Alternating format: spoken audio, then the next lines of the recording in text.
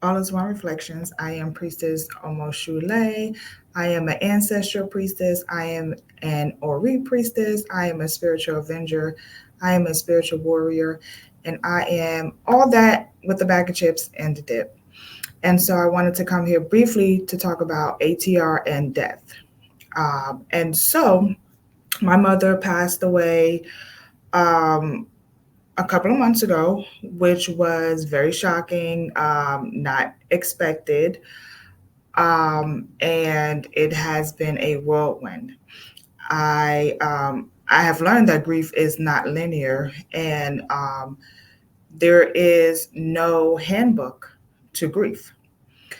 But something that has really helped me in my process of grieving is my spiritual practice.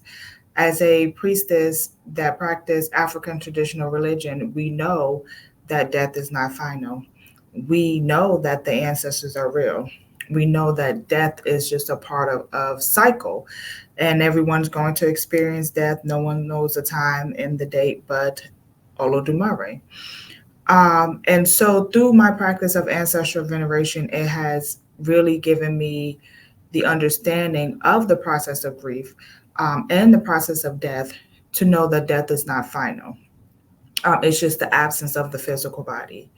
Um, and even though they are not physically here, my mother is not physically here, I do have comfort in knowing that I can still pour into her. I can still show her how much I loved her and valued her through ancestral veneration. And like I said, there are, for those who know, if you don't know, get into mentorship and you will learn all of this. There are different hierarchies with ancestors. We have our elevated ancestors, we have our dearly departed, which will be considered, my mother is a dearly departed. We have the ancestors. And so, um, through my veneration with my mother, I am able to heal generational trauma. I'm able to elevate my mother. I am able to continue to love and pour into her. It is only because of my practice with ancestral veneration that I have been grounded and I have not lost my mind in this whole process um, of death and transformation. You know, death is a transformation. Death is just a part of the cycle. Um, After death, they go back to the land of the ancestors.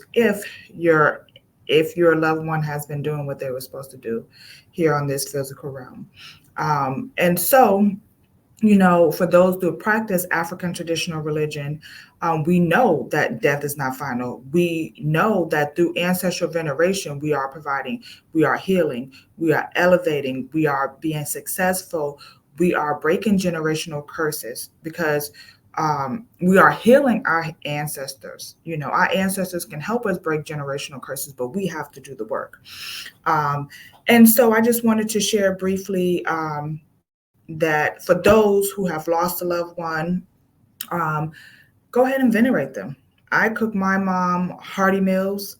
I give her the flowers that she enjoyed in the physical realm. My mother loved roses, so I give her roses.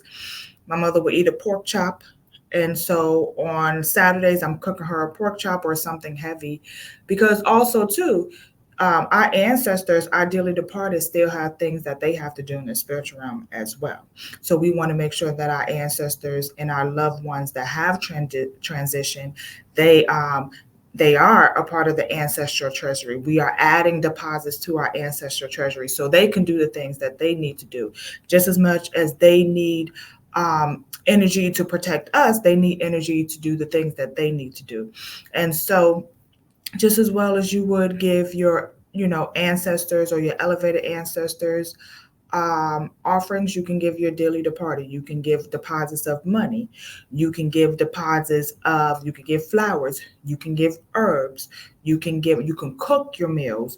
You can give fruits and high vibrating offerings to your ancestors, to your dearly departed, that they know that they enjoyed. Because despite what we might think, once you die, you just don't be in the heavens chilling like, oh shit, I made it, I'm here, I'm in here with Tupac, Biggie. Actually, where's Eve at? Because I want a two-piecer. Okay, there's things that our ancestors, our dearly departed, have to do, and it's a whole journey. It's a whole journey for our dearly departed as they transition to the land of the ancestors. So something that I just want to give a couple of tips.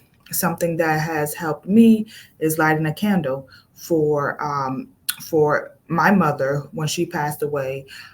Working with the gungun for those who have access to work with the gungun, to work with certain orisha, to make sure that our loved ones have been met, crossed over safely, and they are with their ancestors. And so that has been, very much helpful for me. Of course, talking, of course, feeling, even though I know in my mind that death is not final, it's the absence of the physical body that can be very difficult to grasp, especially for those who follow different, religious practices. And so hopefully these tips helped you out. Continue to keep your loved one elevated, and prayer.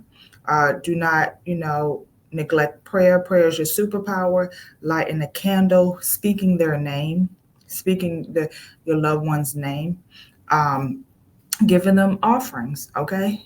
Gin, the alcohol that they might have liked and enjoyed while they were living, giving them food that they hearty food because they still have a task to do on the other side. So giving them hearty food that will help. Giving them high vibrational food. And when I say hearty food, cook your food. You have your ashe. Your ashe is in your cooking, right? So when you cook, you are being intentional. I'm very intentional with when I cook for my mother, when I cook for my ancestors, when I cook for my gungun. I'm adding in different herbs and stuff. Salt, asking for protection. Stirring and asking for protection. Pepper for to remove my enemies and things of that sort. Cinnamon, to bring in money and prosperity and abundance and things of that sort. And so as you continue on with your spiritual journey, you will learn different ways how to keep your loved ones in their memory going, keep their energy alive. You will learn what they like and what they don't like, what will give you a response and won't give them a response.